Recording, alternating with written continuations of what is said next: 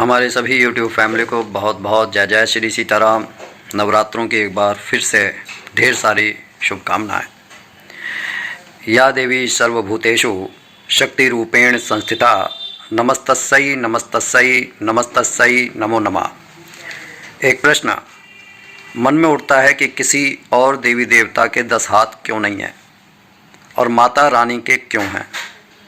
अब इस बात को समझने से पहले एक छोटी सी ये कथा पहले जान लेनी चाहिए कि एक राक्षस था महिषासुर।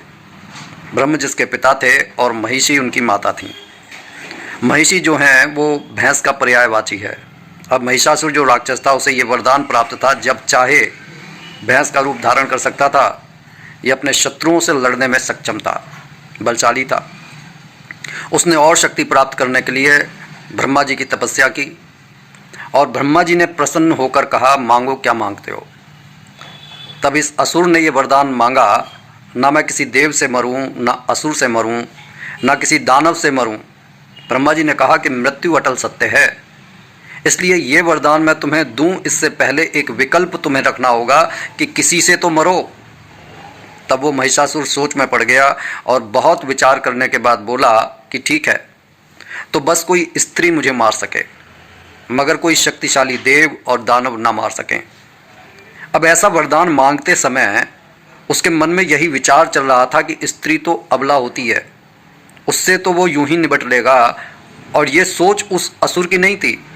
आज भी संसार स्त्री को अबला समझने की भूल करता है। अबला का सीधा सा मतलब है जिसके पास बल ही नहीं है। ब्रह्मा जी ने कह दिया तथास्तु, मतलब ऐसा ही हो। बस फिर क्या था, महिषासुर ने सारे संसार में तांडव मचा दिया और उसके आतंक से तीनों लोक थर्रा उठे। जहाँ जाए वहाँ भैंसा बनकर जिसे चाहे मारे, मगर खुद किसी से ना मरे। देवी दानव गंधर्व कोई उसे मार ना सके, फिर भला कोई स्त्री इसे कैसे मारती। तब सभी देवताओं ने अपने तेज से एक स्त्री को प्रकट किया। जब वह अवतरित हुई तो वहाँ थी माँ दुर्गा, जिनको सभी ने अपनी शक्तियाँ दी। इसीलिए कहते हैं माँ दुर्गा से अधिक शक्तिशाली कोई नहीं है, क्योंकि इन्हें सभी ने अपनी अपनी शक्तियाँ दी हैं। अब अपने प्रश्न पर लौटकर आते हैं। दरअसल लोगों के मन में तरह तरह के ख्याल आते हैं कि उनके 10 सिर क्यों नहीं हैं, या फिर 9 दुर्गा के हिसाब से 18 हाथ क्यों नहीं हैं। तो आइए समझते हैं 10 ही हाथ क्यों हैं। तो इनका एक सांकेतिक अर्थ है। साधारण तरीके से देखा जाए तो 4 दिशाओं के बारे में सभी जानते हैं, पूर्व पश्चिम उत्तर दक्षिण, और हर एक 2 दिशाओं के बीच में भी कोणीय दिशा होती है, नैऋत्य वायव्य ईशान और आग्नेय। इन सभी को जोड़ने का अर्थ है कि हमने अपने आगे पीछे दाएं और बाएं तथा कोणीय दिशाओं से रक्षित करते समय ऊपर और नीचे की 2 दिशाओं को भूल जाते हैं, जो आकाश और पाताल को दर्शाती हैं। अब क्योंकि महिषासुर जो अत्यंत शक्तिशाली है, कभी भी कहीं से भी आक्रमण कर सकता है, तो माता दुर्गा के 10 हाथ इस बात का संकेत हैं कि माता दुर्गा 10 दिशाओं पर अपना नियंत्रण रखती हैं। उन सभी दिव्यास्त्रों को लेकर जो देवताओं से मिले हैं, उन दिव्यास्त्रों में ही माता के एक हाथ में कमल का फूल भी है। आखिर युद्धरत दुर्गा के हाथों में कमल के फूल का क्या मतलब है।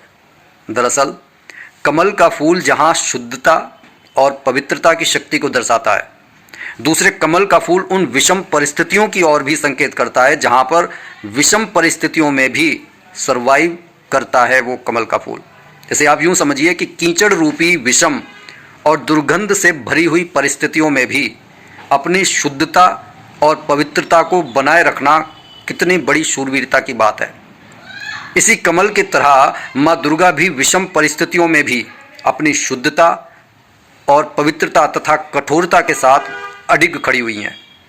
दूसरा जो शंख है, जो सामान्य नजर आता है सामान्य लोगों को, मगर शंख जब अपना नाद करता है, जब शंख नाद होता है, तब शत्रुओं की छाती फट जाती है।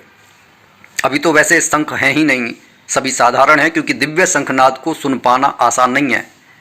मगर वैज्ञानिक ये सिद्ध कर चुके हैं कि वातावरण के सारे खराब बैक्टीरिया इसकी आवाज़ से मारे जाते हैं। फिर भी ध्यानी लोग ध्यान की गहन अवस्था में ना सिर्फ इस शंखनाद को सुनते हैं, बल्कि अपने मन की चंचलता को भी समाप्त करके शक्तिशाली बन जाते हैं। दरअसल माता रानी के पास ये दिव्यास्त्र शत्रुओं का दमन करने के लिए हैं, जो ये बताने के लिए हैं कि एक औरत को नारी को अबला समझने की जो गलती मत करो, वो महाशक्तिशाली है। बस परिवार में शांति बनाए रखने के लिए वो अपनी शक्ति को सिर्फ उतना ही इस्तेमाल करती है जितनी परिवार को संभालने के लिए ज़रूरत होती है।